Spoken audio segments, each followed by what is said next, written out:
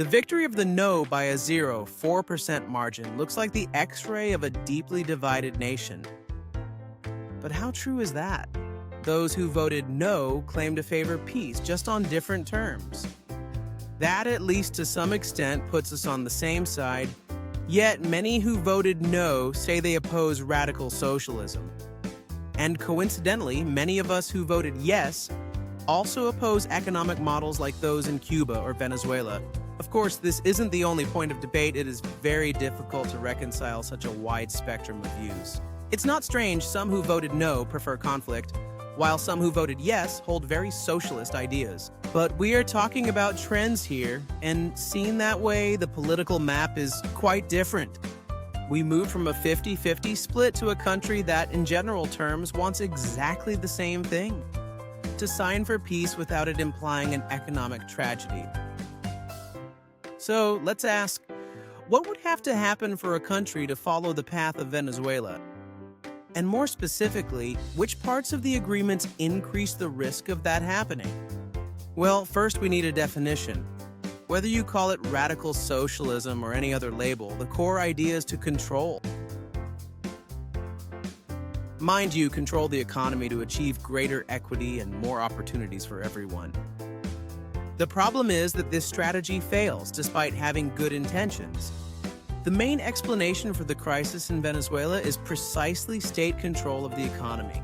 Between expropriations, price restrictions on many products, excessive taxes, and currency exchange controls, the government taking on more services than it can possibly manage. With all that, people became economically tied down.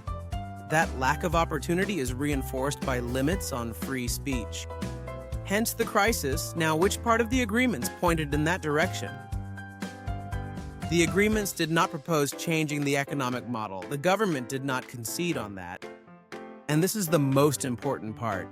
The rebels spent half a century fighting for a socialist model that was rejected at the table. In the negotiations, they only agreed on a land fund, some subsidies, and funds for the demobilized, comparable to the cost of incarceration, and that the state would cover the costs of victim reparations. Anyone looking for traces of socialism in these deals will be disappointed. Yes, there are subsidies to boost rural areas. Yes, public spending is indeed increasing. But these measures, rather than centralizing the economy, reflect the state's efforts to provide justice, security, and reparations.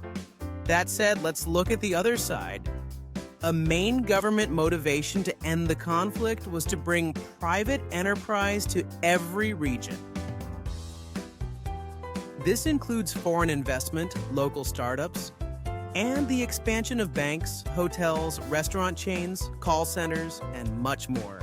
Peace is discussed in humanitarian terms, but also as a necessary condition for greater economic development. So much so that the local currency fell right after the plebiscite no vote.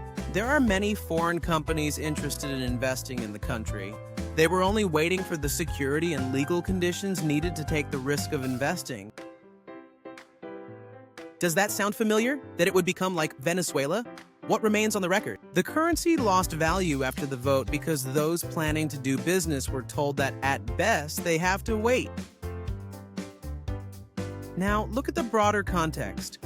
The Economic Freedom Index, created by Heritage and the Wall Street Journal, measures the spectrum between central planning and free markets. It is quite close to the difference between socialism and capitalism. The country ranks 28th between Norway and South Korea. And regarding trends, 2 years ago, we were in 34th place. Meanwhile, you have to go to the bottom of the table, to 176th place, to find Venezuela alongside Cuba and North Korea.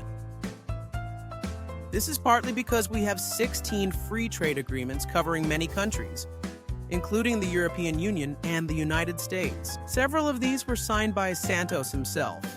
So no, the peace agreements were not opening the door to radical ideologies. Quite the opposite. That was a deliberate lie. The intent of the agreement, beyond saving lives, was to strengthen markets. The right to property and private enterprise, Now, let's turn to the political side. Some will say the problem wasn't economic policy, but the seats negotiated by the FARC. After all, they have a political agenda, and with seats in Congress, theoretically, they could make it a reality. The irony is that this argument gives the FARC far more influence than they actually possess. It implicitly suggests one of two things. Either 10 seats are enough to change national policy, which is false,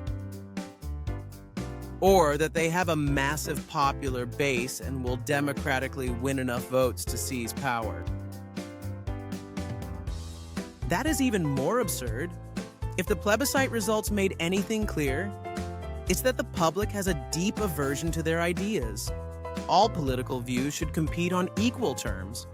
On that, we can agree. It isn't easy to accept them having fixed seats, funding, and even radio stations that aren't really for that sub. But let's be sensible. The political participation point in the Havana Accords, far from opening doors to radicalism, sought to strengthen dialogue and provide some reparation for all the years of violence and intolerance that the left has suffered in this country. The plebiscite vote wasn't for or against socialism. It was an agreement to trade weapons for arguments. The day we face them at the polls, it's almost certain they will lose. But it is fundamental that they speak, that they say what they have to say, and that day when we can vote against their proposals, we will have won something far more important than a successful economic model. The victory for everyone will be the greatness of being willing to listen to the other side